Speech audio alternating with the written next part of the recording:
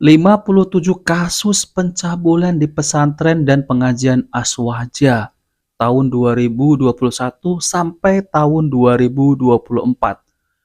Subhanallah. Ya teman-teman, lihat ini. Ada 57 kasus dan sumbernya adalah Sindo News. Bismillahirrahmanirrahim. Assalamualaikum warahmatullahi wabarakatuh. Alhamdulillahirrabbilalamin. Assalatu wassalamu ala nabiyyina Muhammadin wa ala alihi wa sahbihi ajma'in, amma ba'du. Teman-teman yang dimuliakan Allah Subhanahu wa taala, kita bertemu kembali di channel Pencari Ilmu. Jadi di kali ini saya akan membahas kembali yaitu tentang terkait seorang YouTuber yang menggebu-gebu, yang awal-awalnya itu semangat ingin membongkar bahwasanya pondok ataupun ponpes Salafi ini yaitu tentang kasus pencabulan. Nah, mereka ini mencari-cari data, mencari-cari video ataupun mencari ponpes alamat tersebut. Wah, ternyata ada yaitu ponpes Salafi ini yang terkait ataupun terjerat dengan kasus pencabulan. Namun ternyata dicek-cek sudah semangat nih dia sudah semangat membongkar nih. Mungkin orang ini bersyukur kepada Allah Subhanahu wa taala. Oh, ternyata ada ini. Dan ternyata kita cek malah pondok yang dituju itu malah melakukan Maulid Nabi, perayaan Maulid Nabi. Bahkan di situ ada musik-musik rebana. Wah, akhirnya malu nih. Namun YouTuber tersebut itu kan tidak memiliki rasa malu Sudah muka tebal, muka tembok, dan bahkan urat malunya sudah putus. Nah, teman-teman, jadi lalu kemudian YouTuber ini melakukan klarifikasi. Di dalamnya itu malah bukan klarifikasi, malah pembelaan untuk dirinya sendiri. Malah menayangkan video Ustadz Dr. Khalid Basalamah, yaitu tentang terkait di dunia ini memang ada yang namanya kasus pemerkosaan ataupun pencabulan. Terutama misal di Arab Saudi juga ada.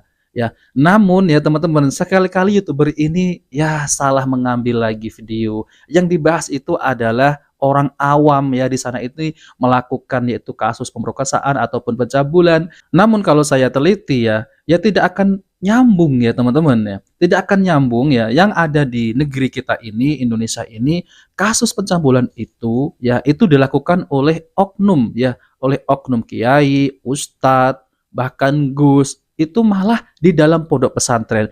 Kok bisa-bisanya dibandingkan dengan orang awam yang ada di sana? Kalau membandingkan dengan orang awam yang ada di Indonesia yaitu kasus seperti itu, pemerkosaan, pencabulan, itu malah banyak sekali ada di Indonesia. Nah, itu baru perbandingan yang mantap. Nah, oke teman-teman, kita simak video yaitu tentang YouTuber tersebut Mari kita simak videonya. Saya tidak boleh membalas orang ini, tantangan orang ini dengan sama-sama menyebarkan berita tentang kasus asusila. Bahkan saya menyebutkan di tanah Arab pun ada pelanggar-pelanggar syariat Ada. Tapi yang saya maksud di sini orang yang mengaku tokoh. Yang saya tantang kepada Anda atau kalian semua yang merasa pahlawan NU, pahlawan Aswaja, yang saya tantang kepada kalian, cari di ponpes-ponpes Salafi, ulama-ulama Salafi, baik yang di Indonesia ataupun di Arab Saudi, yang melakukan kasus pencabulan terhadap jemaahnya, kepada santri-santrinya, kepada murid-muridnya sodomi kepada murid-muridnya. Hoas.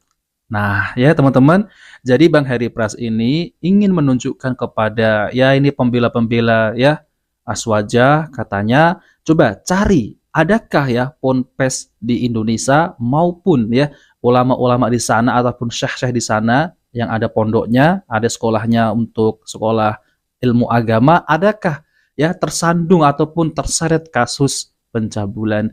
Jangan disamakan dengan orang awam Kalau disamakan dengan orang awam antara di Arab Saudi sana dengan di Indonesia, malah banyak kan di Indonesia. Dan di sana juga tidak semua itu bermanhaj salaf ada yang Syiah, ada yang Sufi dan lain-lain Tidak semuanya.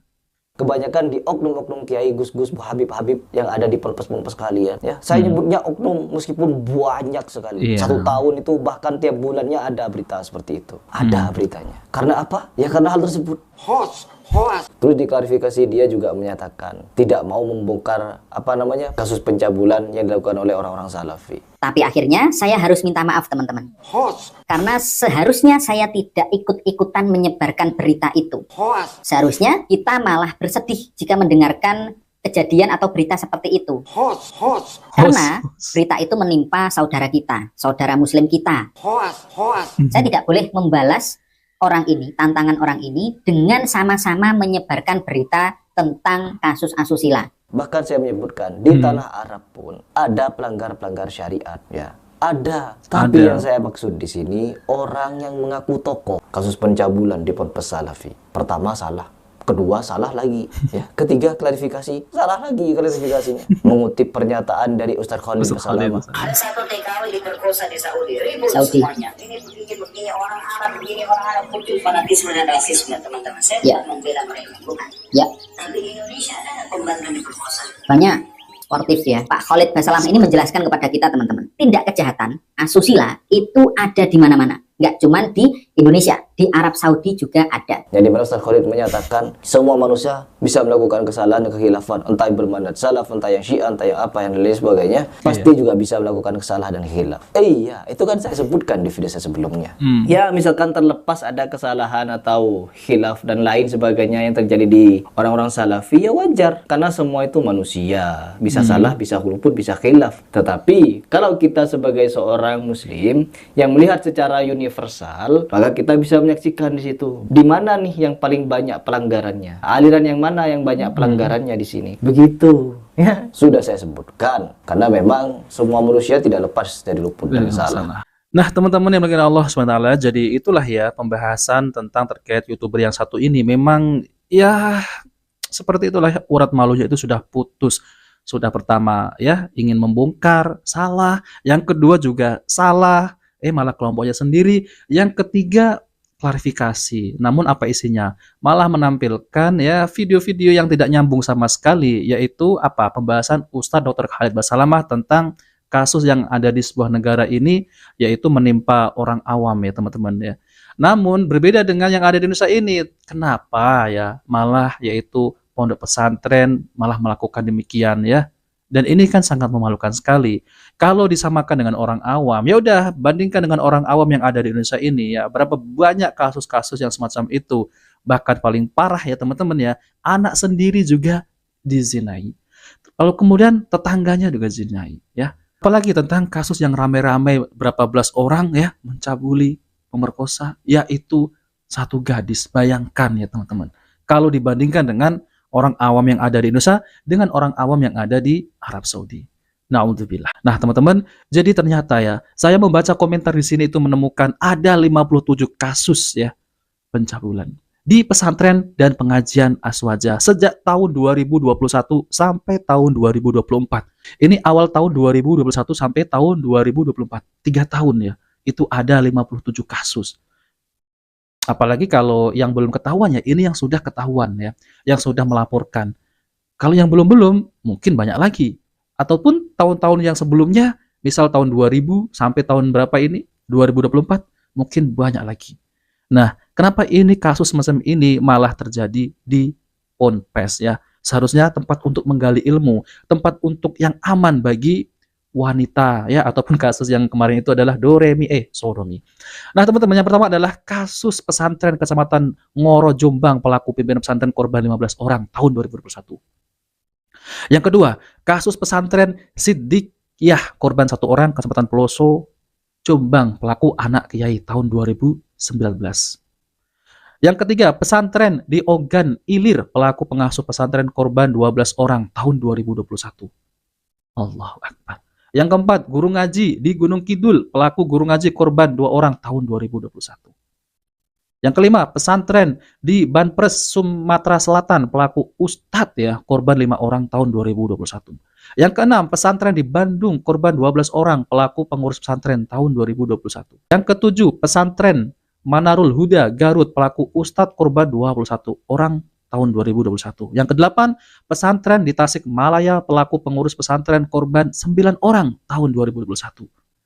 Yang kesembilan, Majelis Taklim di Depok Jabar, pelaku guru ngaji korban 10 orang 2021. Yang ke-10, lembaga pendidikan di Tasikmalaya pelaku guru korban 3 orang tahun 2021. Yang ke-11 pesantren Kota Waringin Kalimantan Tengah pelaku guru ngaji korban 1 orang 2021. Ini kalau saya bacakan capek ya teman-teman ya. Saking banyaknya gitu ya kasusnya ya sampai 57. Nah, ini yang terakhir aja ya saya bacakan ya teman-teman. Yaitu pesantren di Karawang pelaku pimpinan pondok korban 20 orang tahun 2024. Nah, ini yang kemarin ya teman-teman ya. Yang ke-56 ya, pesantren di Agam Sumbar pelaku 2 orang yaitu guru pondok ya, korban 40 santri yang disodomi tahun 2024.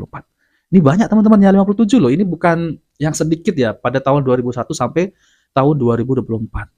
Astagfirullah. Nah, inilah ya teman-teman ya perbedaan ya, yaitu antara pondok ponpes ya, yaitu Aswaja, dan perbedaan pondok pesantren Salafi. Nah, teman-teman, jadi perbedaannya yaitu pondok Aswaja sama pondok Salafi. Kalau di pondok Salafi ini wanita-wanitanya itu memakai cadar.